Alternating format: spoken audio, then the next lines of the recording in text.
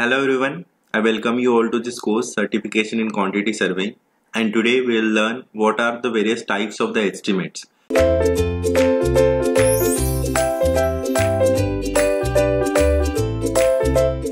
In the previous one we have seen what are the estimates. Now let us go for in detail what exactly are the types also, so that which one is good for which situation that we'll be focusing on. So as I told you already, what is a estimate? Estimate is a total calculation of the quantity and a quantum of money that I'm going to use for the construction, that I might need for the type of construction I'm going to have. Then I must know that before the start of the construction, so that I'll be in a position to arrange that money, arrange that material and everything, so that the project goes in a flow without any obligations, any issues, any difficulties.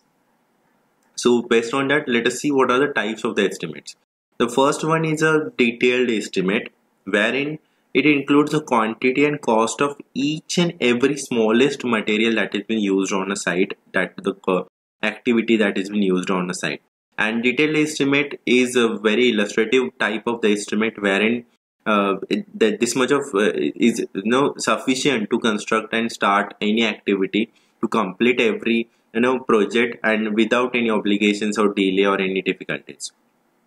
So what are the essentials and documents into this one? It has a whole report of the project. So report includes the report of the survey on the done on the site, the site investigation done on the site. Along with it, it has all the documents that are essential to start up with the site. Then it tells us about the specifications of each and every material, each and every activity that has been going to be used on a site. It includes the detailed drawings of the plans, sections, elevations and other drawings provided, so that this on what basis the quantities are calculated, that is been explained into this plan, sections and elevations. So these are the essential drawings to calculate the quantities, and if you do have them with you, you will be able to compare them, you will be able to recheck them while actually constructing the project. Then the most important thing, that is the design dates and calculations. Design dates and calculations are very important to know what are the various basic rates taken for calculation. Let's take the example. I am defining the project in a year 2020 October, okay, and the project is going to go through some legal aspect, then some legal calculations, then checking and everything. And suppose this is going to take some 4 or 5 months, suppose 6 months. So around April or May of the next year, this project is going to get into actual construction phase, starting of the construction phase. Now what happens during these 6 months, some quantity rates might fluctuate, they might go up and go down. So I as a contractor must know what was the starting dates of this, or considerable dates, so that I can think about the escalation things. Price escalation happen in a project in terms of the quantities that whatever we have taken for the calculation. The next one, we have the type as a preliminary, approximate or the rough estimate. This is the type of estimate which is calculated with the help of thumb rules or the previous experiences, instant observation or the block surveys done. So these are the type of which don't need much expertise. Only you need to have a good experience and some previous experience related to that work, or else you need to know the thumb rules related to all the project calculations. So there are 3 types of this one, that is a unit rate estimate, plinth area estimate and cube rate estimate. So let us see this one by one. For the approximate estimate, for the approximate estimate, unit rate is the first one, wherein we consider the unit rate for that construction purpose. Like if I want to construct a road, I'll consider the per kilometer rate. What is the per kilometer rate in a surrounding area? What is the general per kilometer rate for this type of soil existing on that area? Then if I want to construct a classroom, if I want to construct a school, I'll go with the per classroom. Then how much is the area calculation for the per classroom, and based on that, this much of area, how much is the cost of this project going to be. Then I'll consider the meter span for the bridge, then per bed for the hospital, so kind of that. So whatever the main amenities are there inside that building, or whatever the main purpose of that commodity, we can say. So based on that, I'll take out the per quantity of this one and whatever the unit rate they do have for that quantity, and we'll be multiplying this how many quantities are there to just get the rate of this one. This this rough estimates are very essential to calculate at the start itself, so that you come to know what are the general kind of how much money I'm going to need to construct anything. So based on that, you can go in a detail calculations again. The next one is a plinth area estimate. Plinth area estimate is as simple as the name suggests. We are going to calculate the plinth area roughly with the help of any available drawings we do have, or just visiting the site and letting know this much of area is going to be utilized for the site construction. So what it is going to be the total cost of the project. So for that, we'll be calculating the requirement of the plinth area for all the rooms that we do have, then the kitchen, then veranda, corridor, washrooms and the baths and everything. Whatever we are going to have inside the house, we are going to calculate the plinth area of this one by rough thumb rules on estimates. And with this, we are going to multiply the plinth area cost of surrounding area, whatever the cost is in surrounding area, and we are going to get the total cost of the rough cost of the project. Then the next one is a cube rate estimate. The same as the plinth rate. In the plinth rate, we consider only the square area. In here, we will be considering the three-dimensional area, which has a height also, right? Our house has a height also.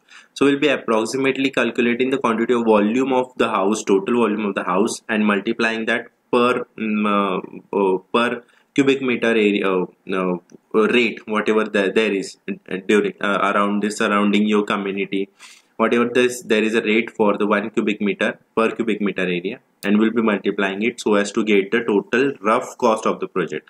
Now, this rough cost calculation by unit rate, plinth area and cubic rate are very essential at the start itself, so that you come to know that this much amount of money I do have right now, and I have to arrange this much other amount of money, or this much of manpower I do have, I might need some more manpower, or I do have excess of manpower and everything. That calculation you will come to know from the rough estimate.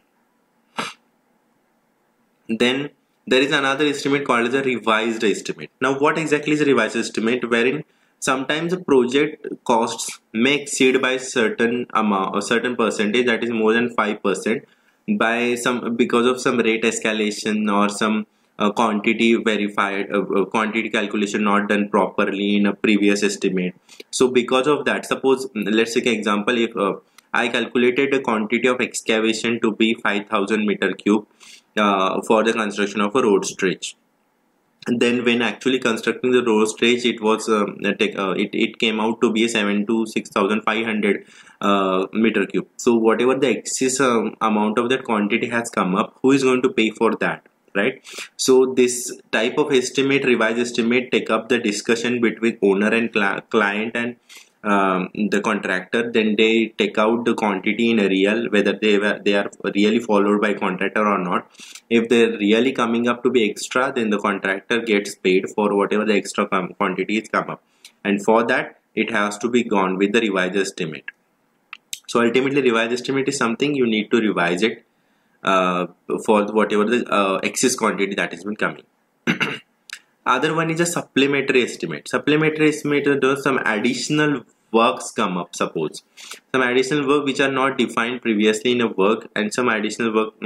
If I want to construct the house and I had given a coat of one paint layer only, and at 11th hour I decided I want to go for another layer of paint. So 2 coats of paint and some varnishing finishing works I need to add with. Or all of a sudden I decided I want to go for false ceiling. So as it was not decided and included into the main estimate, we are going to have it as a supplementary estimate. Then supplementary estimate can be given to the same contractor, or it can be given to the other one based on the that contractor is willing to do that work or not. The next one is a complete estimate. Now the complete estimate and detail estimate, they do have relationship with each other. Detail estimate is all about, as I told you in the first point itself, it's all about calculating the quantities of a whole project construction phase I am going to need. Whatever the amount of material I am going to need, manpower I am going to need, how am I going to construct them, and everything is included in this one. But the complete estimate is all about starting from project start, means occupying the land, till handing over the project to the client, everything is been included into this one. Sorry. So the complete estimate includes the land, whatever the land acquisition process is, land costing, if it is on a rent or lease or it is purchased, whatever the cost that is going to come into this one. Then the legal expenses, whatever related to occupation of the land and procurement of land and everything for that one. And then we have the detailed estimate. Detailed estimate is everything for related to our quantity calculation. Then the next one is a 5% contingency charges, engineering fees and everything that will be included. Then for whatever the surveying is been done on a site for the knowing the type of soil for the or leveling and everything, undulations, everything calculation, that cost will be included in this one. Then the water and electricity arrangement charges, whatever they are needed, they will be included in estimate, complete estimate. And ultimately the transportation cost, whatever it is related to transportation cost related to manpower and machinery transportation, material transportation and other transportation, anything, inventory or engineers working on anything, that all will be included into this one. So the complete estimate is the overall estimate which gives you the idea related to the start to the end of project's overall cost. And the last type of estimate is an annual maintenance estimate.